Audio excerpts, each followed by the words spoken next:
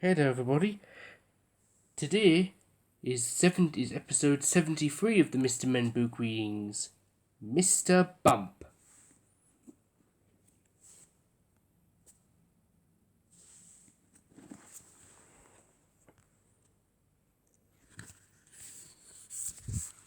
This is the sad story of Mr. Bump.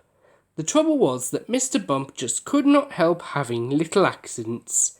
If there was something for Mr. Bump to bump into, he'd bump into it all right. For instance, if you were to see Mr. Bump out walking down a street in your town, and if there happened to be something to bump into down that street, like the lamppost, then you know what would happen, don't you? Bump! That would hurt. Mr. Bump was just the same at home. He lived in an extremely nice home, but even they couldn't help having those little accidents. For instance, one morning when Mr. Bump outside his house, he noticed that the chimney pot had come loose in a storm the night before. I must fix that before it falls off, thought Mr. Bump to himself, and he hurried to his garden shed to fetch a ladder. It was a very long ladder.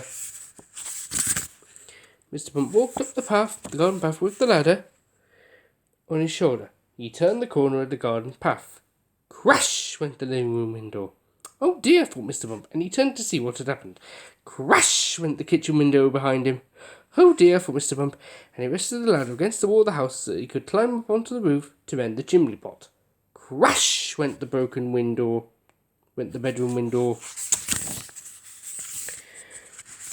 See what I mean? So you could see how Mr. Bump had his little accidents. Mr. Bump had had many jobs, but somehow they never seemed to last very long.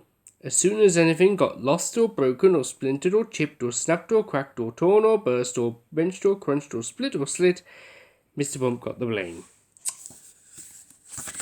For instance, when Mr. Bump worked on a farm, he tripped over the farm dog and spilt the milk he was carrying for the farmer's wife, and which the farm cat lapped up. Hope it was pasteurised. For instance, when Mr. Bump was a postman, he got his hand stuck in a letterbox, and they had to fetch the fire brigade to come and set him free. For instance, when Mr. Bump was a bus conductor, he fell off the bus and couldn't catch it up again, and all the passengers travelled without having to pay. For instance, when Mr. Bump was a carpenter, he found that when he was hammering nails, he hammered his thumb most of the time, and the nail hardly at all. In order to recover from his series of rather unfortunate happenings, Mr. Bump decided to take a holiday. There he could think about what sort of job he could do where he wouldn't be such a nuisance to everybody. So, he set off to the station to catch a train to the seaside. While Mr. Bump was on holiday, several things happened. For instance, he fell off a boat into the sea and the lifeboat had to come and rescue him. For instance, one day when he was quietly walking along the beach minding his own business, he got his foot stuck in a bucket, and as he couldn't get it off, he had to walk around with it on his foot for hours. But that was painful.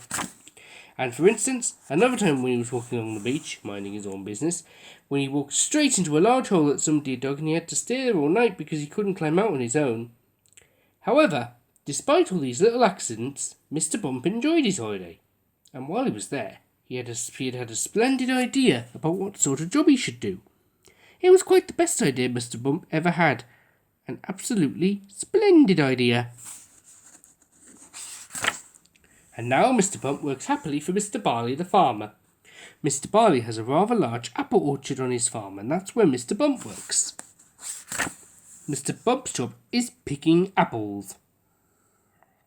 But he doesn't use a ladder to climb up the tree to pick the apples like other apple pickers. Oh no, Mr. Bump has a much better way of picking apples than that. He just walks about, and before long, Mr. Bump, being Mr. Bump, walks into a tree. Bump! And down falls an apple, and Mr. Bump catches it. This makes the job of apple picking much easier, and Mr. Bump is very pleased about his new job, and Mr. Barley is very pleased about his new apple picker. So you see, the story of Mr. Bump isn't such a sad story after all. And if you ever bump yourself, you know what to do, don't you? Go and eat an apple picked by Mr. Bump, and then you won't feel your bump at all. You'll remember that the next time you have a bump, won't you? Good.